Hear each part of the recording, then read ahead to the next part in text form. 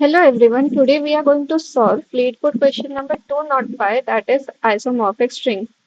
ये क्वेश्चन में हमें दो स्ट्रिंग दिए गए हैं जो कि है s और t। बेसिकली हमें करना ये है कि स्ट्रिंग s में जो भी लेटर्स है वो सारे लेटर्स के लिए हमें एक करस्पॉन्डिंग दूसरा लेटर सोच के रखना है, और अगर हम लोग स्पेसिफिकली सेम चेंजेस करें तो फिर जो एस स्ट्रिंग है वो आइडेंटिकल हो जाए टी स्ट्रिंग से। फॉर एग्जाम्पल जैसे ये फर्स्ट वाला ई जी जी एग, वो हम लोग रिप्लेस कर सकते हैं एड से। ऐसे कि अगर हम लोग ई के लिए ए मैप करें एंड जी के लिए डी मैप करें, तो ई के जगह पे हम लोग ए रख सकते हैं, फिर दो जी के प्लेस पे दो डी। और अच्छे से समझने के लिए सेकेंड वाला देखिए। अगर हम लोग ने एफ के लिए बी कंसिडर किया एंड ओ के लिए ए कंसिडर किया, तो अगर हम लोग रिप्लेसिंग देखें तो ये सेकेंड टाइम जब ओ आ रहा है उसके रिप्लेसमेंट में हम लोग ने ए सोचा था बट इधर आर आ रहा है, सो ये फॉल्स हो जाएगा। दैट मीन्स ये दोनों स्ट्रिंग आइसोमॉर्फिक नहीं है। और इसको डीपली समझने के लिए मैं आपको रफली करके समझाऊंगी in the book. So let's move on to the book. ये रहे कुछ एग्जाम्पल्स और उनके करस्पॉन्डिंग में मैंने उनके आउटपुट्स पे लिख के रख दिए हैं लेफ़्ट साइड में, जो कि आने चाहिए।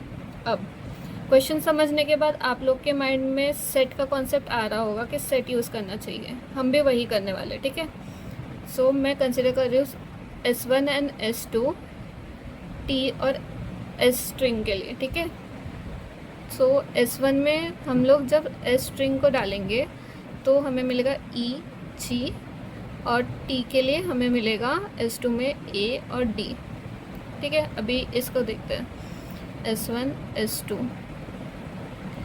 अभी ये होगा F और O जाएगा अंदर, और S2 में जाएगा B A, अभी भी एक यूनिक कैरेक्टर है R। अभी समझ में आ रहा है?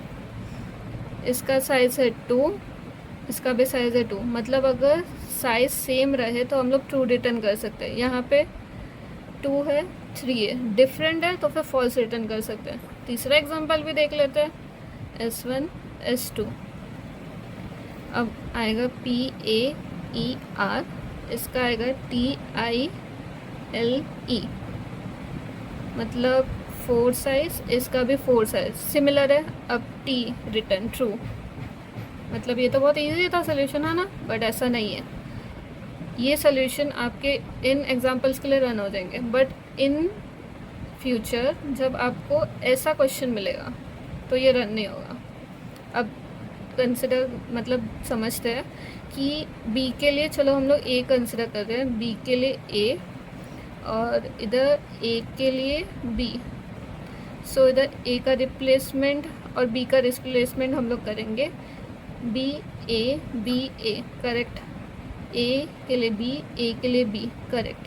फिर देखेंगे बी के लिए फिर से बी आ रहा है, ए के लिए ए आ रहा है, मतलब ये आइसोमॉर्फिक नहीं है, राइट? तो फॉल्स, लॉजिकली सही है। बट सेट में डाल के देखते हैं, जो हम सोल्यूशन अभी तक कंसिडर कर रहे थे। बी और ए आएगा, इसमें भी ए और बी आएगा। मतलब क्या हुआ, साइज 2 2 इक्वल हुआ तो ट्रू आना चाहिए ना, बट हमें इधर फॉल्स आंसर चाहिए, तो मतलब हमारा सोल्यूशन इनकम्प्लीट है। करेक्ट है, बस इनकम्प्लीट है, ठीक है। हम इसमें ऐड ऑन क्या कर सकते हैं पता है? और एक सेट P। अब ये P में क्या जाएगा? सिंगल स्ट्रिंग नहीं जाएंगे, हम पैर में डालेंगे। स्ट्रिंगल वाले तो हो गए, अभी हम पैर में डालेंगे, S और T पैर में। मतलब हम ऐसे देखेंगे, EAGD, ऐसे पैर में जाएंगे।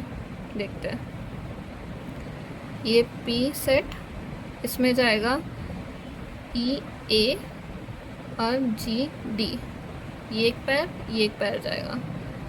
इसका साइज़ हम लोग लिख देते हैं, 2 हो गया। मतलब ये सेट का साइज़, ये वाला देखते हैं,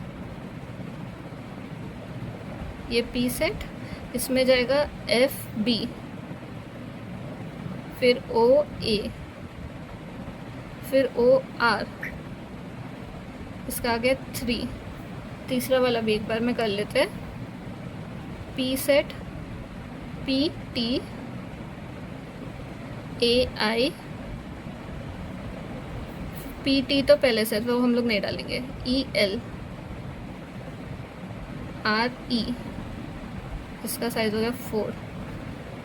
मतलब अभी ध्यान से देख पा रहे हो, सोल्यूशन हो गया ऑलमोस्ट।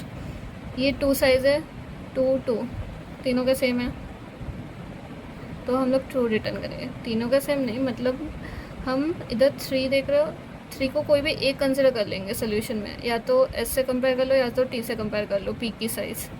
तो अगर पी की साइज़ हमारी एस से फॉर एग्ज़ाम्पल सेम हो रही है तो ट्रू रिटर्न करेंगे या फिर फॉल्स रिटर्न कर देंगे।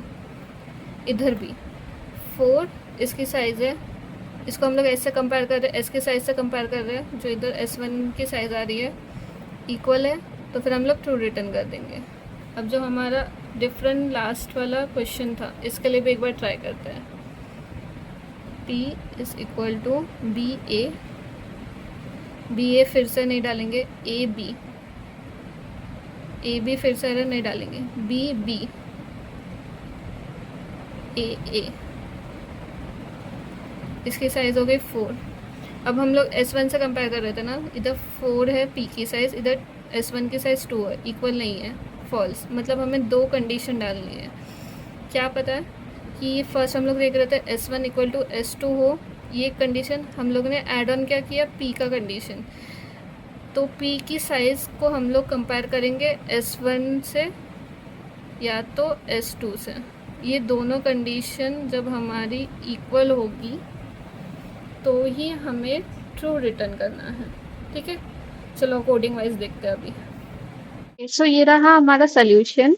हम क्या कंसिडर कर रहे थे, set S1 and set S2, S string के लिए और टी स्ट्रिंग के लिए। हम और एक सेट कंसिडर कर रहे थे, सेट P, जो कि जाएगा हमारा पैर वाइज S और T के लिए। देन हम लोग यहाँ पे एक फॉर लूप चला रहे हैं जिसमें हम लोग S के कैरेक्टर्स S1 में डाल रहे हैं, T के कैरेक्टर्स S2 में डाल रहे हैं, सब यूनिक कैरेक्टर्स जाने वाले रेस्पेक्टिवली। और P में क्या जाएगा, S और T के कैरेक्टर्स इन अ पैर। ठीक है, अब हमारा मेन इधर सोल्यूशन ये वाला रहा। S1 और S2 के साइज इक्वल होने चाहिए, और P का साइज या तो S1 के साइज से कंपेयर करो या तो S2 के साइज से कंपेयर करो। जब ये और ये विथ एंड कंडीशन, मतलब ये दोनों कंडीशन हमारे ट्रू होंगे, मतलब दोनों कंडीशन हमारे करेक्ट होंगे, तभी हमें ट्रू रिटर्न करना है, और इस बाकी सारे कंडीशन के लिए फॉल्स रिटर्न करना है। That's all.